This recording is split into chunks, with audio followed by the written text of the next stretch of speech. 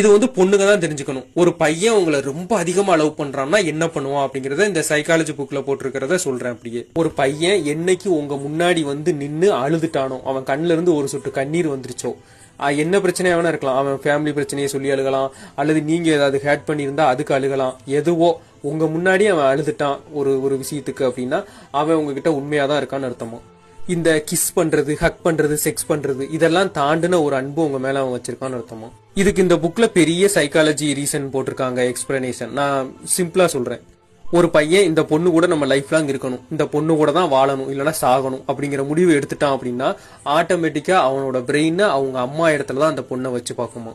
பசங்க அழுகிறது ரொம்ப ரேர், பட் இந்த மாதிரி ஒரு பொண்ணு முன்னாடி அழுகுறான்னா அவங்க மேல அவன் அளவு கடந்து அன்பு வச்சிருக்கான்னு அர்த்தமா. நாளைக்கு ஒரு பொண்ணு ஒரு பையனை ரொம்ப லவ் பண்றான்னா என்ன பண்ணுவாங்கறத சொல்றேன். இந்த மாதிரியான உளவியல் உண்மைகளை நீங்க இன்னும் நிறைய தெரிஞ்சுக்கணுமா?